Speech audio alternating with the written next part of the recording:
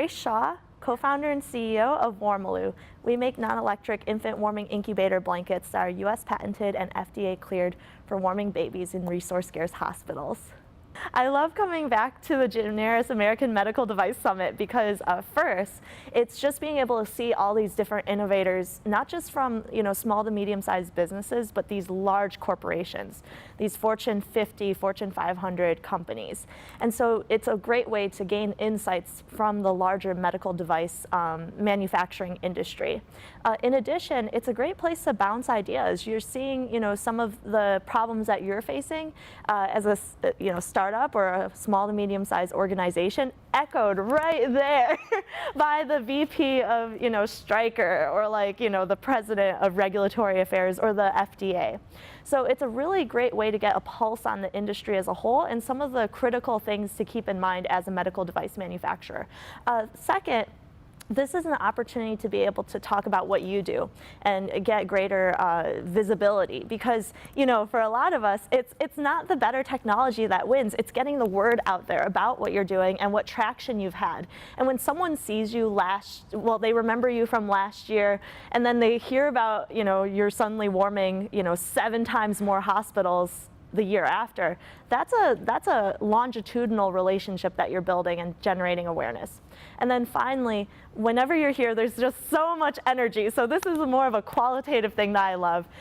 Most medical device conferences are not very diverse. You're going to look across a crowd, see a bunch of folks who are, older, have more of a whiter, mostly male demographic. But at this conference, you look across and you see men and women, you see folks of different ethnicities from all different age groups represented, and that's something that's very aspirational.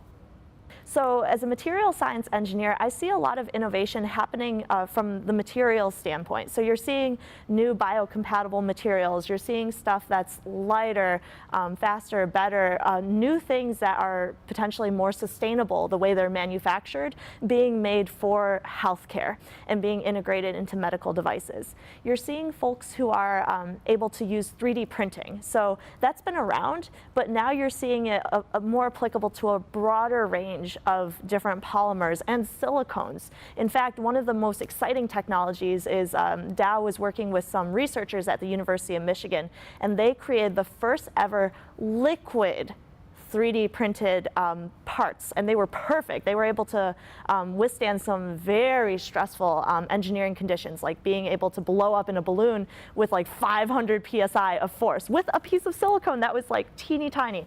So you're seeing exciting new 3D printing technologies with biocompatible materials like silicone. So it's not just injection molding and investing $250,000 into a silicone injection molding facility. Maybe you can buy a benchtop 3D printer for silicone in the future. In addition, I'm quite excited about what we're seeing in the CRISPR-Cas9 and the genetic engineering side. So that has opened up a number of new, very patient-specific new ways to treat disease. There was recently a patient in China who was treated for lung cancer with a CRISPR-Cas9 based technology who demonstrated remarkable rates of remission. And then, within the year of treatment. So this is still requires more study, but I'm excited about what I'm seeing coming from the CRISPR-Cas9 breakthrough in genetic engineering technology. So in case people don't know, CRISPR-Cas9 is where you're cutting DNA at the source, and it's still got its quirks. It's not 100% accurate, but you can potentially affect the germline of those cells that you've modified with CRISPR-Cas9 with that treatment.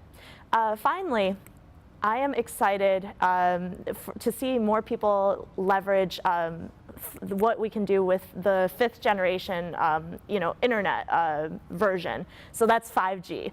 5G is it allows us to have more faster internet that's more responsive, that we can transmit more data. So imagine if these sensors, which instead of paying $250,000 or $5,000 or $10,000, it's something that can be, and it's in a giant piece of equipment that's about the size of a table. What if it could just fit in someone's pocket? And so we're able with this 5G internet to democratize the accessibility to certain, sensing technologies. And that can really make a difference in what we do as medical device manufacturers. We collect data really effectively in our production facility of the devices that we create. We get adverse events, but what we're not able to do as effectively is track what is happening in that device once it's implanted in the person. Is there any data that we can shoot back to ourselves or to the patient so that they can, be better connected and better understand their health? That's going to be an exciting development that we'll see in the next 5 to 10 years, is being able to put more wireless and higher resolution sensors into the actual devices we're implanting into patients or giving patients when they're discharged from the hospital. Collaboration and partnership are absolutely critical for innovation in the medical device space. One of the things that we know is that when you're in healthcare, it's not just you making something in isolation, not just a group of engineers in a silo. Instead, you've got to work with doctors and nurses and hospital networks. Especially with the complexity of healthcare, what would be nice is to see more collaboration among those different folks in the healthcare workflow chain. In addition, it's really critical because you don't need to reinvent the wheel. As a medical device manufacturer, you're not going to know it all. You're not going to be the massive logistics partner who's able to get the medical device from, the United States into the middle of nowhere, Ghana or Kenya. You're going to need to work with partners like those massive freight and shipping companies.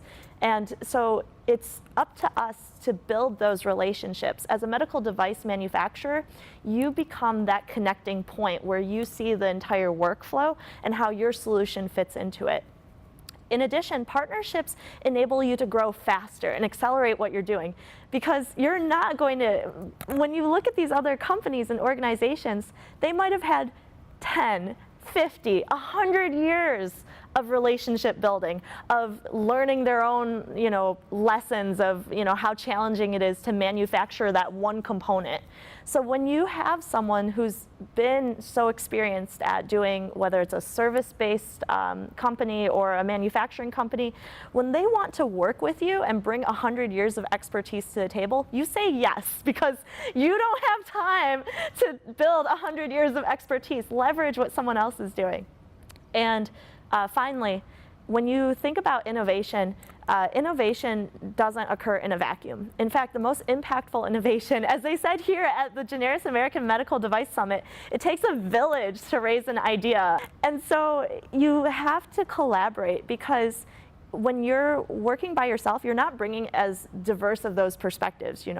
Everyone as diverse as your organization is internally, it helps to bring in outside voices. That creates the opportunity to better inform the design of your prospective solution, the deployment, and then also the scaling up of how you get this to the end patient, because you have different people coming to the table who have more diverse backgrounds, like they're socioeconomically different. They are, you're an engineer, they're a doctor, or they're an architect of software solutions. So that can really help by getting you to identify those things you didn't even know you didn't know, by having that diversity in thought and background looped into the creation of a solution. Medical device manufacturing company where I was there from day one, of just ideation to clinical trials to then going and deploying in 28 hospitals in 8 countries around the globe. These are some of the top challenges we faced. First, how do you basically take what you're, we have limited time and budget, right? So how do you figure out the right experiment and strategic focus strategically focused experiment to run in order to collect the data outcomes you need to demonstrate that what you're creating is going to help save lives or improve the patient experience or be a more affordable and safer solution. So for us, it was about recognizing that there's a lot of different ways to fund what you're doing. So we ended up going for a number of grants, about $112,000. We ended up raising $222,000 from different investors as well to help us with being able to hit those critical milestones. The second challenge is team.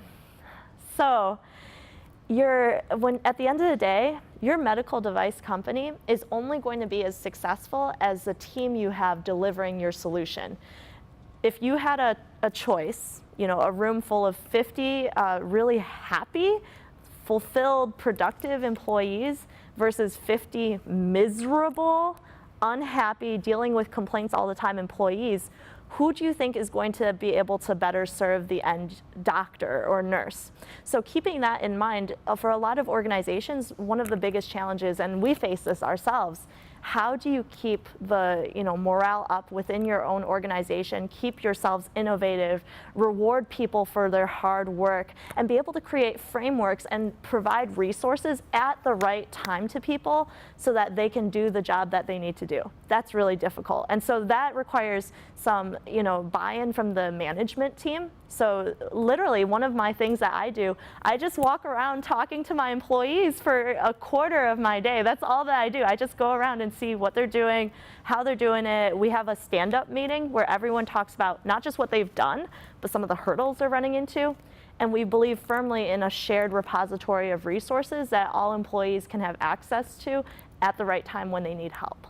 As a small to medium-sized organization, know why what you're doing matters. What is the why behind everything, the purpose? Because that can be the difference between a group wanting to work with you in the most proactive, partnered way possible, signing an actual partnership agreement, and just kind of like, oh, it's another group, another run-of-the-mill organization that we're sending film to. When someone has a reason to care about you, they're going to be more responsive, and you might find that they're going to become that innovation partner with you, and the two of you are able to create solutions faster and get them to the patient faster at the end of the day. And I think the second most critical lesson that I have is to be proactive, because you're never going to, when you run a small to medium-sized organization, besides maybe your C-suite, it's like there's no one cracking the whip at your back, like you need to do X, Y, and Z. It's up to you to recognize, oh, my supplier's quality has gone down, and it might lead to a 4-degree temperature difference in my thermal profile, causing babies to burn. And that was something that was on us. We had to catch that and recognize that in time. So as teams, create these checkpoints and that proactive mindset to want to catch those things internally before the product is delivered to the end consumer, to create that system and culture of how do we create a high quality.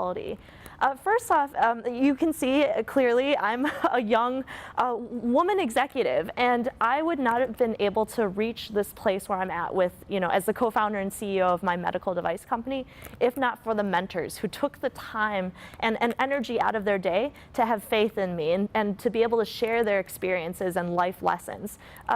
Take the time to mentor others. Take some of these lessons that you're learning here, share them with your team, share them with people who are thinking about going into medical device development, and share your story. Because what I found was that the cycle keeps going. My mentors, because they shared their stories with me, it catalyzed me to share my stories with middle schoolers, high schoolers, graduate students, undergrads, and now I see them going into medical device development. We need to get more good people on board, and it takes just that one person who cares as a mentor and shares their time. And in addition, as a mentor, you have the unique position where you can be there to cheer someone on and be there at the right time to help them persevere, even when they might not have faith in themselves to persevere through whatever challenges or roadblocks they're going through, but which you've experienced and know some strategies on how to address those roadblocks.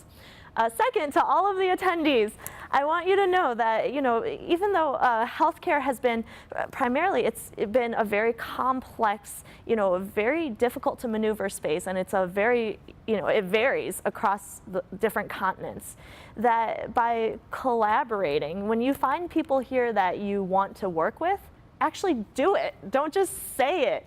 Start scheduling meetings. Start figuring out how you can start cross-pollinating ideas to be able to take two organizations and probably collaborate and spearhead a joint initiative together.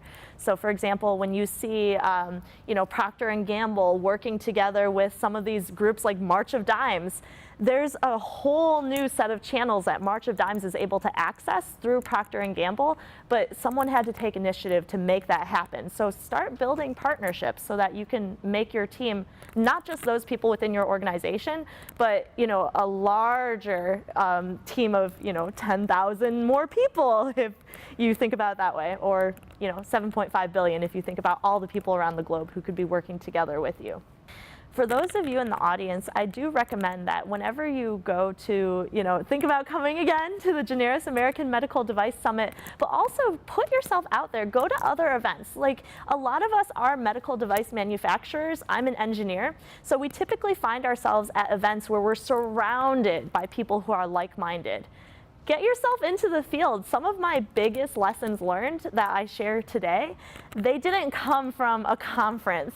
They didn't come from the classroom. They didn't come from my work at the University of Michigan Economic Growth Institute. They came from being in the back of a Ministry of Health Humvee in the middle of nowhere, Kenya or Uganda, or being out in India or Israel in a field hospital. Get yourself out of your innovation lab and get yourself into the real world, because often that's where the rubber meets the road, and that's where we need more medical device innovators to actually go to see if what you're trying to do in the lab is going to work and serve the patients that we need to serve.